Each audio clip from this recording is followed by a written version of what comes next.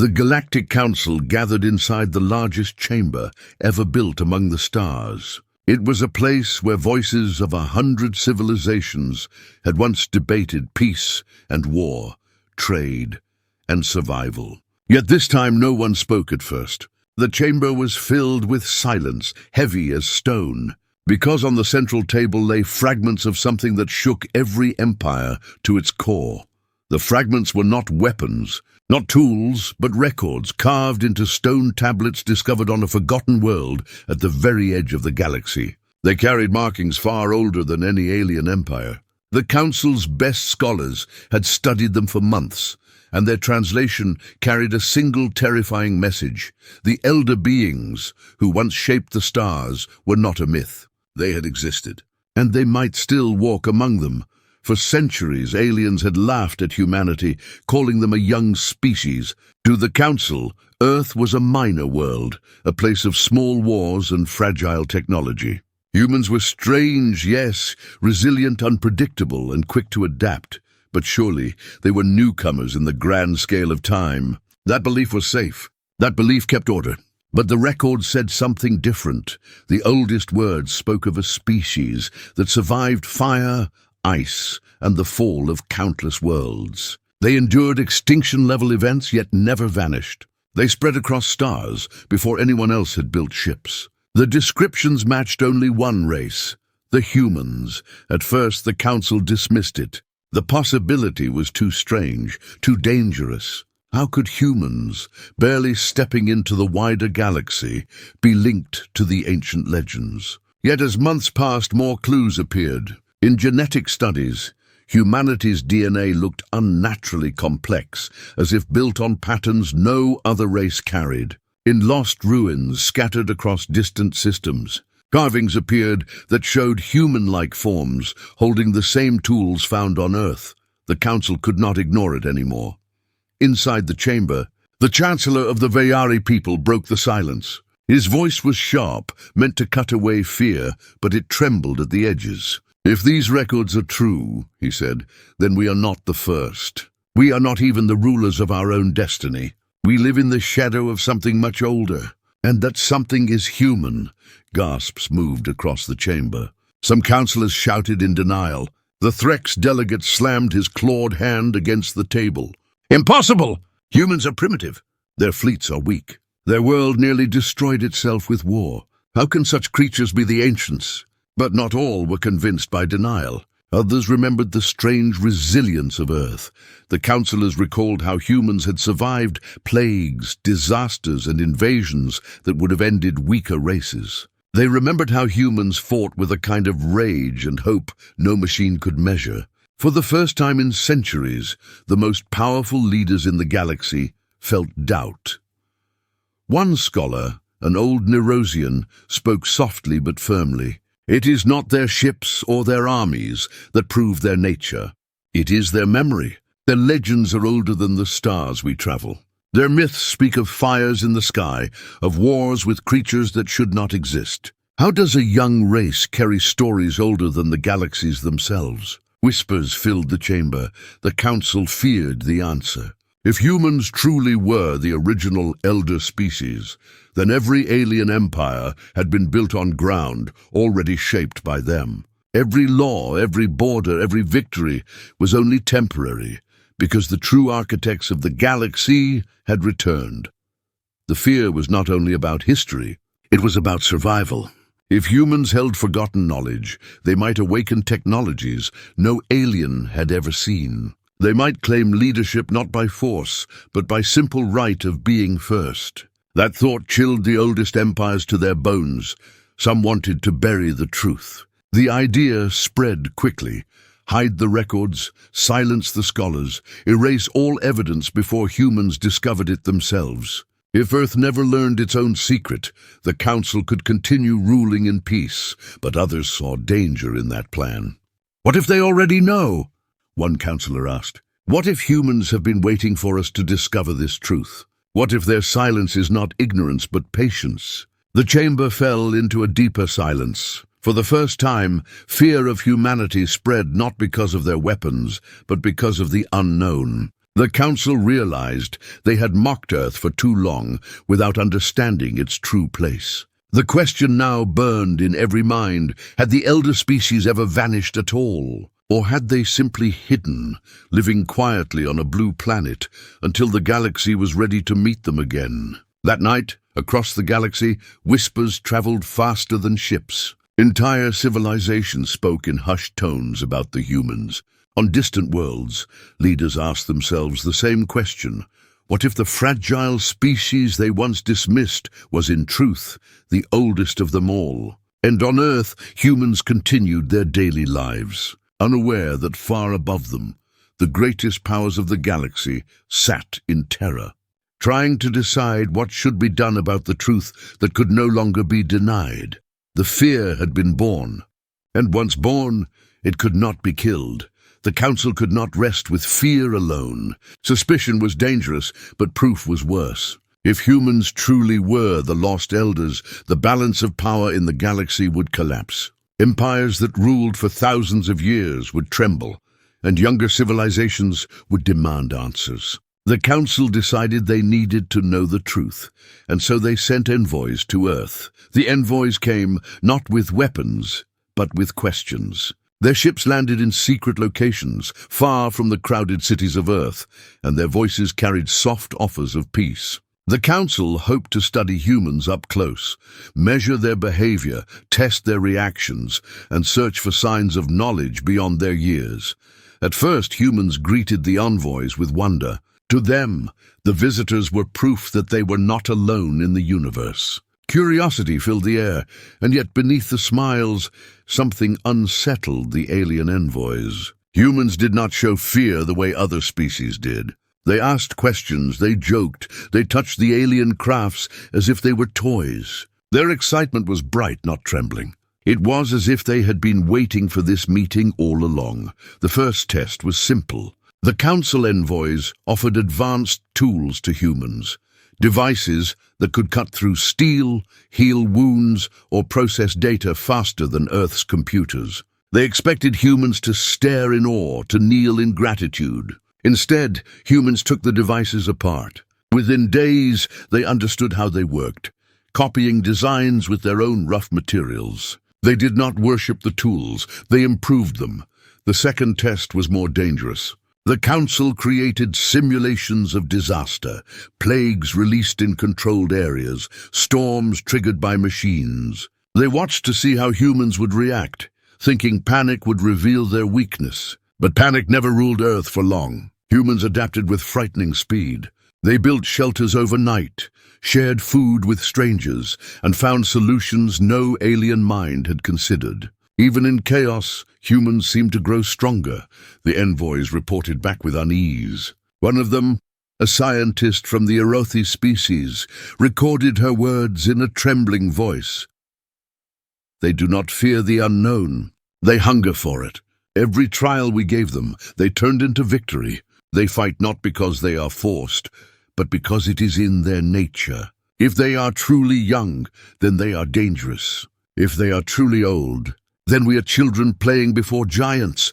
The Council tried a third test, one no other species had passed. They presented humans with fragments of the ancient records, the same ones found on the forgotten world. Most alien races saw only meaningless symbols. Yet when the fragments were shown to a group of human scholars, something strange happened. The symbols were not alien to them. They looked familiar. A professor whispered that some patterns resembled markings found in old caves on Earth.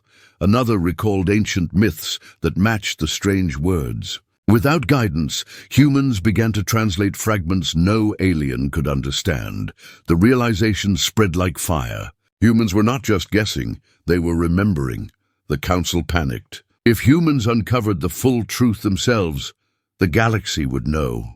The envoys were ordered to stop their experiments and return home. But by then, it was already too late. In secret labs, human scientists had kept copies of the fragments. In universities, the translation spread. In government halls, whispers grew louder. Something inside humanity stirred, an old memory, half asleep, that now began to wake. Meanwhile, among the alien envoys, fear deepened. They had not only tested humans, they had revealed too much. The humans knew they were being judged, and if humans sensed fear in the aliens' eyes, they would ask why. The Council debated in emergency sessions. Some leaders demanded humanity be contained, their planet cut off, their growth stopped before it was unstoppable. Others argued that attacking humans would be foolish, because if the legends were true, humans might possess power no one understood. And far away on Earth, humans began to dream differently. They spoke of stars not as distant points, but as places they were meant to return to. They looked at the sky with an old hunger, as if remembering journeys they had once taken long before their recorded history began. The tests were meant to expose humans as primitive. Instead, they had revealed the opposite. Humanity was calm under fear, clever under pressure, and curious when faced with the unknown. The more the Council tried to measure them, the more they uncovered the same conclusion. Humans did not fit the pattern of a young species. They were something else, something older, something forgotten. One alien envoy, before leaving Earth, left a final warning in her report. We thought we were studying them. We were wrong. They were studying us, and when the time comes, it will not be us who decide their place in the galaxy. It will be them who decide ours. The Council read the words with dread. The tests had ended. The truth was rising. Humanity was beginning to wake from its long sleep, and the galaxy could feel the first tremors of something ancient returning. The reports from Earth arrived at the Galactic Council like poison. They were sealed in black-coded channels, meant only for the highest leaders. Yet even in secrecy, the word spread, and every empire heard the same truth. The humans had passed every test. Some delegates refused to accept it. Inside the Grand Chamber, voices rose like storms. "This is manipulation," roared the Threx leader, his claws scraping the table. The envoys were deceived. Humans are clever tricksters, but that does not make them ancient. They only pretend to know more than they do. They did not pretend, answered the Nerosian scholar who had studied the fragments. Her calm voice cut through the noise. I was there. I saw their eyes. The symbols spoke to them, not as puzzles, but as memory. Denial clashed with fear. The Council could not admit what the evidence showed. To do so meant their own civilizations were not the first builders of the stars, but latecomers standing on the ruins of forgotten greatness. Pride refused to bend. The Chancellor of the Veari, his silver skin trembling with cold light, struck the table. This cannot leave this chamber. If the public learns that humans may be the ancients, entire empires will collapse. The younger races will turn to Earth as a leader. The old powers will lose their control, so the Council chose denial. They voted to bury the truth, sealing the records in vaults guarded by fleets. The fragments taken from Earth were ordered destroyed. The envoys who carried dangerous knowledge were silenced, their voices cut from history. On paper, humanity would remain what it had always been, a minor world, fragile and small, but silence never lasts. Not every councillor agreed with the decision. Some carried secret doubts. In private chambers, whispers spread among allies. What if humanity learned the truth anyway? What if the Council's fear became the very spark that awakened their hidden memory? The denial was not only political, it was personal. Each leader looked at their own people and felt shame. For centuries, they had mocked humans as reckless and weak. Yet humans survived conditions that destroyed stronger species. They carried stories older than science itself. And the Council, in its arrogance, had failed to see it. The more they tried to deny, the more their fear grew. Reports from outer colonies spoke of humans showing strange abilities, unusual endurance in hostile environments, instincts that defied explanation, even dreams that matched alien ruins long forgotten. These were dismissed as rumors, but the rumors kept multiplying. Inside the chamber, debates turned to anger. Some demanded an attack on Earth, to destroy the species before they rose too high. But others knew the risk. If humans were truly elders, then attacking them might unleash forces beyond understanding. The Council had crushed young races before, but never an ancient one, so they turned to a quieter weapon: secrecy and lies. The Council released statements declaring that humans were unremarkable, that Earth was nothing more than a curiosity. At the same time, they planted agents among human governments, watching closely, waiting for signs of awakening. Yet the denial cracked from within. The old Neurosian scholar spoke again, her words ignored but never forgotten. You cannot bury memory. You cannot silence blood. If humans are what the records say, then nothing you do will stop it. The truth does not need us to believe it. The truth will reveal itself. Her warning echoed in the chamber, but pride won over wisdom. The Council dismissed her, erasing her name from the archives. Still, her words lingered like a shadow no one could escape. On Earth, life continued. To ordinary humans, nothing had changed. They built, they dreamed, they fought their small wars. But in universities and quiet labs, scholars continued studying the fragments that had slipped through the Council's grasp. The translations grew clearer, and strange maps began to take shape. Far above, alien spies watched with unease. They reported every discovery to the Council, but the reports carried the same haunting message. Humans were beginning to remember. The Council tried to hold on to their denial, but fear spread like a disease. Empires that had ruled for millennia felt the ground shake beneath them. For the first time, the galaxy's oldest rulers wondered if they were not rulers at all, but children playing in a garden left behind by those who had come before. And if humans truly were the elders, then the children's games were about to end. The Council believed their secrecy would hold. They thought vaults and silence could keep the truth buried. But truth does not obey walls. It waits, hidden in stone, in blood, in memory, until the right moment comes. That moment arrived sooner than they expected.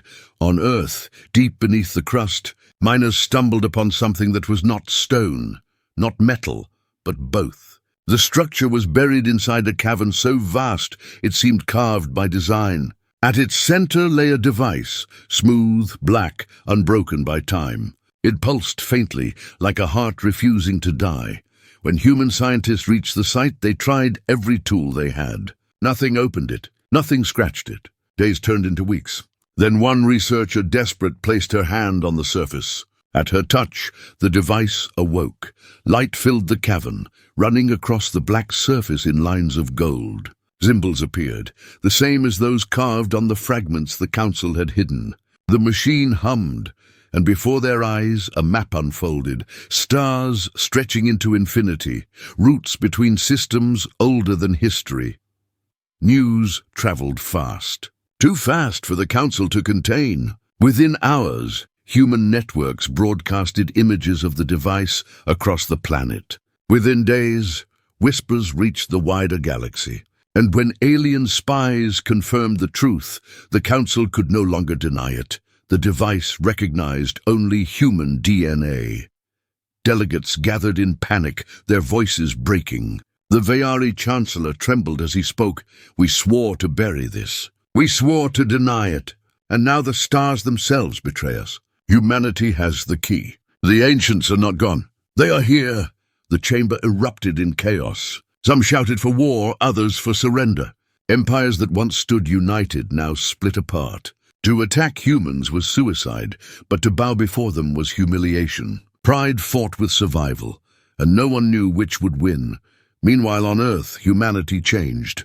Ordinary people saw the news and felt something awaken inside them. The device's map was not strange to them. It was familiar, like a dream half-remembered.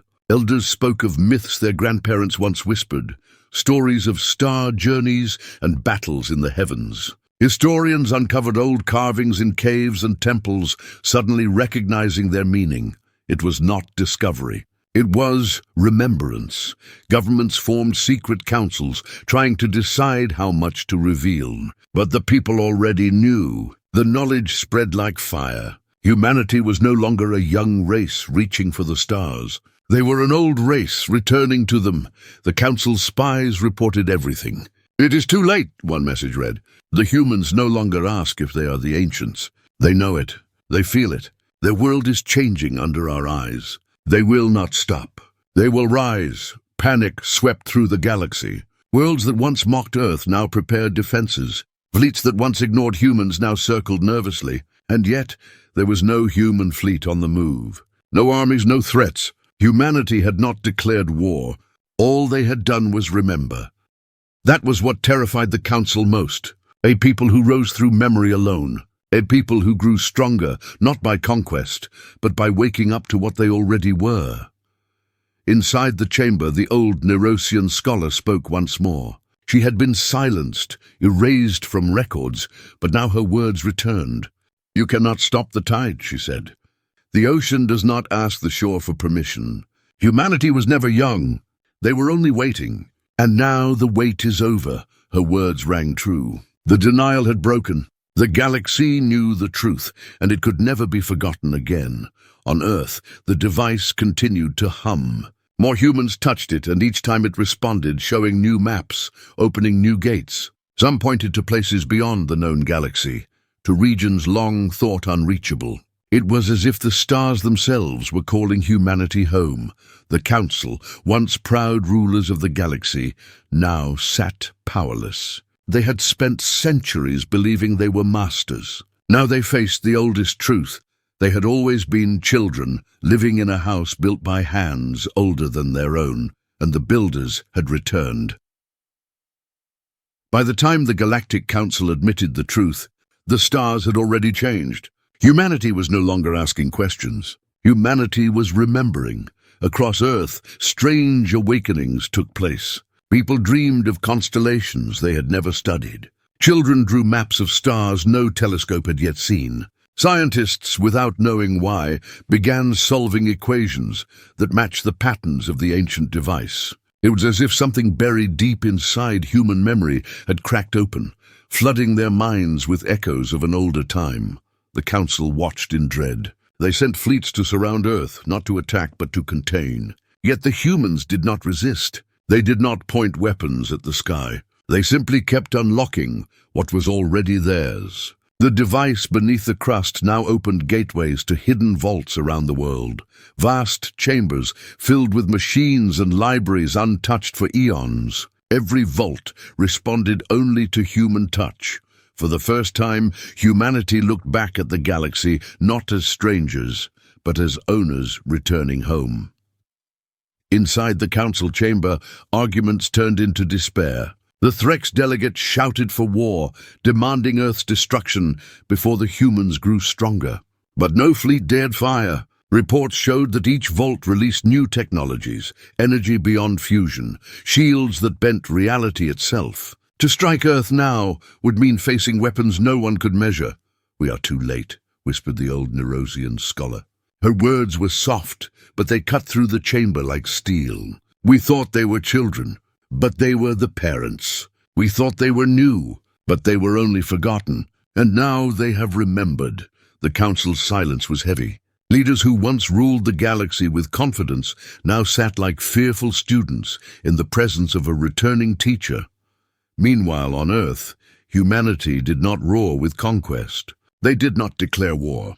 Instead, they looked at the stars with calm recognition. They spoke not of expansion, but of return. Their fleets grew not from hunger, but from memory. They did not need to conquer the galaxy, because the galaxy had always been theirs. The Council's spies reported the same terrifying truth. Humanity was not preparing for war. Humanity was preparing to lead. In distant systems, younger civilizations began to shift. Species once bound to the Council now looked to Earth with hope. They had been told the elders were gone. Now they saw the elders were human. And if the elders had returned, perhaps they would guide them into a future greater than the Council ever offered. This was what broke the balance. It was not weapons, but loyalty. Empires began to fracture. Allies of the Council turned away. Even their own citizens asked why they should obey rulers when the true ancients had come back. The Council tried one last effort. They gathered fleets at the edge of Earth's system, a wall of ships meant to remind humanity of strength. But when the humans answered, they did not send warships. They sent one vessel, an old design awakened from the vault. It moved with silence, and yet the energy it carried shook every sensor. The alien fleets backed away without a single shot fired. The message was clear. Humanity did not need to fight.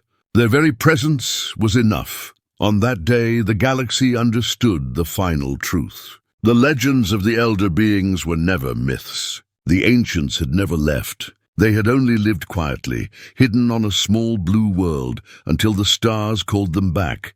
The Council, once proud, now sat powerless. Their denial had cost them time, and time was the one thing humanity no longer needed. The forgotten race had risen, and no wall could hold them. Too late, the galaxy realized the scale of its mistake. They had mocked humans. They had dismissed them. They had called them weak, reckless, young. And all the while, they had been bowing unknowingly to the oldest power the universe had ever known. Humanity stood at the threshold of the stars, not as children, not as rebels, but as the first and the last. The galaxy would never be the same again, because the ancients had returned. And they had always been human.